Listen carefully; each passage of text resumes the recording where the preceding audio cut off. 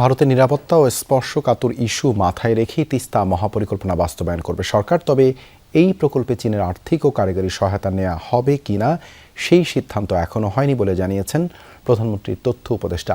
সচিবালয়ে নিয়মিত ব্রিফিংয়ে তিনি বলেন, চীন যে অর্থনৈতিক করিডোরের প্রস্তাব দিয়েছে এর সম্ভাব্যতা যাচাই করা হবে। দেশের স্বার্থ বিবেচনা করে এক্ষেত্রে সিদ্ধান্ত হবে। তথ্য উপদেষ্টা বলেন, অন্তর্বর্তী সরকারের আমলে দুর্নীতির তদন্ত স্বাধীনভাবে করবে দুদক। এক্ষেত্রে সরকার বাধা হবে না। আর যে নামেই হোক, কার্যক্রম নিষিদ্ধ থাকা পর্যন্ত কোনোভাবেই আওয়ামী লীগ মাঠে নামতে পারবে না। সিলন টি রপ্তানিতে শীর্ষে।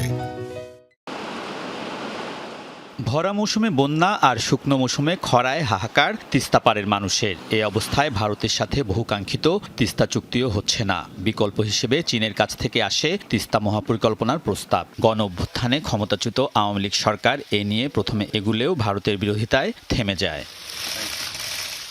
ক্ষমতায় এসে বিএনপি সরকার নতুনভাবে সাজাতে চায় তিস্তা মহাপরিকল্পনা। এ নিয়ে শি জিনপিং ও তারেক রহমানের বৈঠকে আলোচনা হয়েছে। তবে এই প্রকল্পে চীনের অর্থনৈতিক ও কারিগরি সহায়তার বিষয়টি এখনও চূড়ান্ত হয়নি, জানিয়েছেন প্রধানমন্ত্রীর তথ্য উপদেষ্টা। বলেন, প্রকল্পটি বাস্তবায়ন হলেও ভারতের সাথে তিস্তা চুক্তির আলোচনাও চালিয়ে যাবে সরকার। ইন্ডিয়া বা অন্য যে কোনো দেশ তারও জায়গা থেকে, ধরুন কারো যদি সিকিউরিটি কনসার্ন থাকে, এইসব কোনো রকম কোনো কনসার্নের ব্যাপারে বাংলাদেশ কোনো আপোষ করবে না। চায়নার এই কাজে প্রচুর এক্সপার্টিজ আছে, চায়নার প্রচুর ফান্ড আছে। আমরা এখনো বলিনি যে চায়নার সাথে আমরা তাদের অর্থায়নে কাজ করব। চীন, মিয়ানমার, বাংলাদেশ অর্থনৈতিক করিডোর স্থাপনের বিষয়েও কথা বলেন তথ্য উপদেষ্টা। জানান, এক্ষেত্রে গুরুত্ব পাবে দেশের স্বার্থ। মিয়ানমার হয়ে যে কানেক্টিভিটির কথা বলা হচ্ছে, যে করিডোরের কথা বলা হচ্ছে, সেটা এখন অনেকগুলো ভ্যারিয়েবলস আছে। আমরা আমাদের জন্য কেমন হবে, মিয়ানমারের পলিটিক্যাল অবস্থা খুব শান্ত না, অনেকগুলো ব্যাপার আছে। সো এই জিনিসগুলো এখন যাচাই বাছাই হবে, ফিজিবিলিটি দেখা হবে এবং সেটা অনুযায়ী আমরা এগিয়ে যাব। টিআইবির রিপোর্ট অনুযায়ী অন্তর্বর্তী সরকারের আমলে সেবা খাতে দুর্নীতি বেড়েছে। সংসদে স্বরাষ্ট্রমন্ত্রী ডক্টর ইউনূস আমলের দুর্নীতি তদন্তের কথা বলেছেন। এ নিয়ে তথ্য উপদেষ্টা বলেন, কমিশন গঠন হলে এক্ষেত্রে দুদক স্বাধীনভাবে কাজ করবে। যখন দুদক গঠিত হবে, স্বাধীন কমিশন হিসাবে এটা তার মতো করে তদন্ত করা, কারণ প্রচুর অভিযোগ তো আসলে আছে। এমনকি কোনো কোনো উপদেষ্টার বিরুদ্ধে এক ধরনের সুনির্দিষ্ট অভিযোগও তখন ছিল।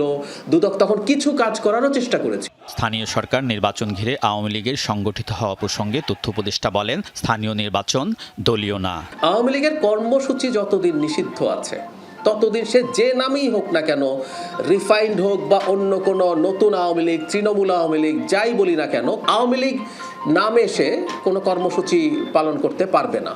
আদালতের নিষেধাজ্ঞা থাকায় ক্ষমতাচ্যুত সাবেক প্রধানমন্ত্রী শেখ হাসিনার কোনো বক্তব্য দেশি গণমাধ্যমে প্রচার না করার আহ্বানও জানিয়েছেন তথ্য উপদেষ্টা। এ সময় তিনি বলেন, দেশের বিভিন্ন স্থানে আরবি হরফে সাদা কালো পতাকা টানানোর বিষয়টি সরকার পর্যবেক্ষণ করছে। কারণ এটা নিয়ে কিছু কিছু ক্ষেত্রে ভুল বার্তা যাবার সম্ভাবনা আছে গ্লোবালি। এই ব্যাপারে আমরা সচেতন আছি, আমরা এটা নিয়ে ব্যবস্থা নিতে যাচ্ছি। কাদের ইন্ধনে এই কর্মকাণ্ড চলছে, এক্ষেত্রে সুনির্দিষ্ট কোনো পরিকল্পনা আছে কিনা তা খতিয়ে দেখবে সরকার। Okay, thank you very much. Alamgir Swapan, Jamuna News, Dhaka.